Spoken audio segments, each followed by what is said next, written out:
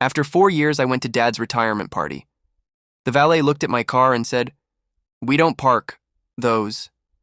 Dad grabbed my arm and said, "This is what failure looks like. My biggest regret." Mom added, "We tell people we have 2 kids." My sister laughed at my only good shirt, and my brother mocked my duct-taped Mazda. Even strangers joined in.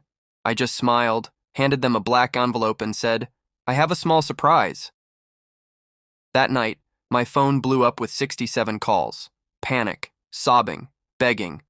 "We don't park those." The valet squinted like my car insulted his whole bloodline. My duct-taped 2005 Mazda idled like it knew it didn't belong here. The country club's golden lights bounced off polished Teslas and BMWs lined up like trophies. I stepped out, brushing off my wrinkled dress shirt. Secondhand, still smelled like the last owner's cologne. "I'll park it myself." Laughter, familiar, sharp. God, please tell me he's not. He is. I told you he'd show up like a bad memory. Dad stood on the marble steps, champagne glass in hand. At 64, he looked like a campaign poster. Navy suit, polished loafers, silver hair that glowed under chandeliers.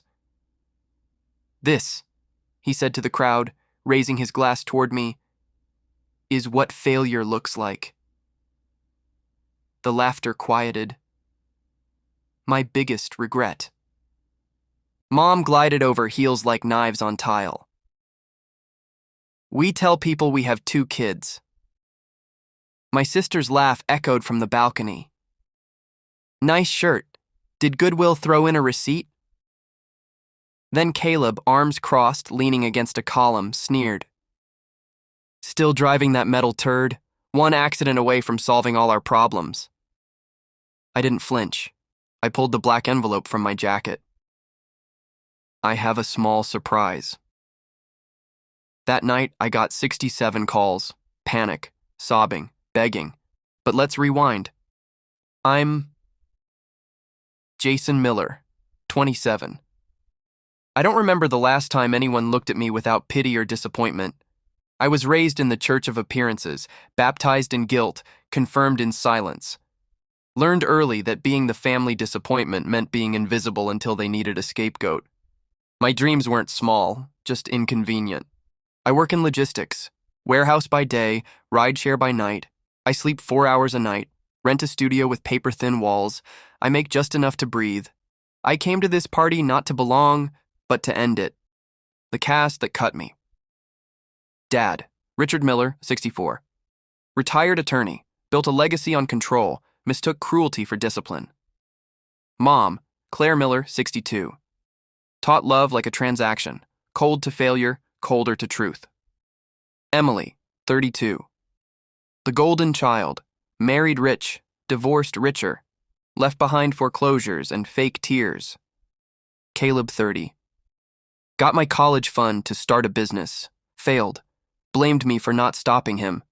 They didn't break me all at once. It was one crack at a time. It was a Tuesday when Dad asked me to sign papers. "Just a formality," he said. Family helping family. It was a $180,000 loan, co-signed by me, for Emily. She defaulted, never said a word. The bank came for me. Credit destroyed, apartment lost, fired for missing too many shifts. I spent 5 months sleeping in my car, showering at gyms. When I asked for help, "Grow up," Mom said. "Handle your mess." It wasn't my mess, but it became my ruin. No one tells you how heavy shame feels until you carry it alone. I was 23, working 3 jobs, saving every cent. I had $30,000 put aside to buy Dad a retirement gift, a European cruise, first-class flights, the whole 9 yards. He always talked about it. Then the debt notice hit. The collectors came, and I made a choice. Pay the debt. Protect the family name. I used every cent. Told no one. Dad never asked why the gift never came. Just looked at me that Christmas and said, "Always thought you'd amount to more."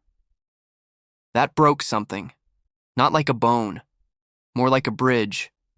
Quiet. permanent. 1 month ago, I got a call from Uncle Mark, stage 4 cancer, 6 months to live. He wanted to talk.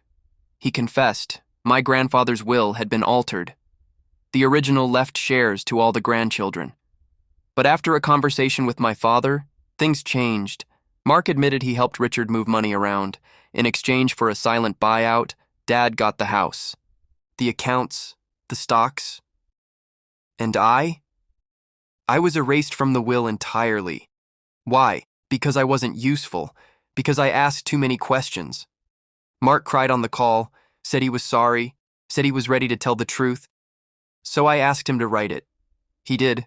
Signed, notarized, dated. The black envelope? It held more than paper. It held proof. As I stood in front of that crowd, Dad behind me, eyes already narrowing, I opened the envelope. Before I go, I want to gift something back. I passed the letter to the lawyer in the front row.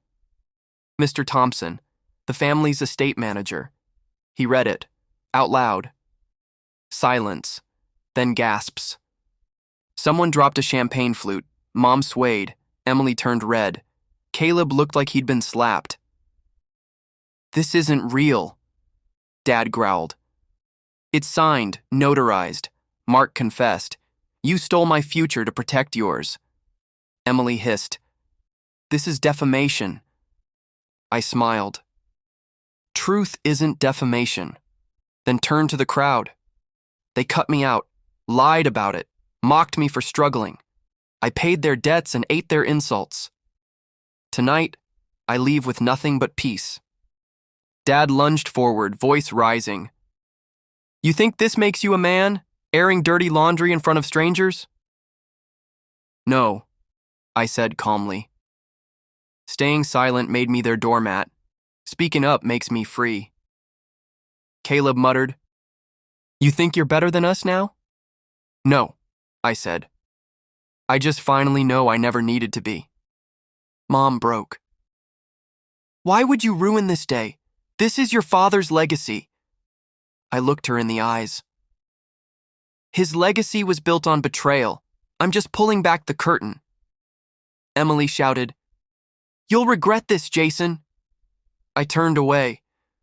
I already regretted everything else.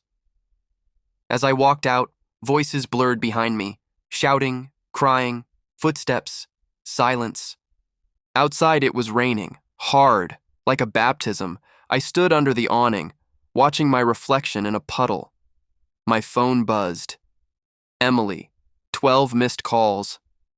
Mom, 9 voicemails. Dad, 1 text. "Come back, let's talk." I deleted it. Then Caleb called. I picked up. "What do you want?" "I didn't know, man. I didn't know Dad did that." "You didn't care to ask." He was silent. "You were always better than me. That's why they hated you." That hit deep. Not because it hurt, because it was finally honest. "You want forgiveness?" I asked. "Yeah."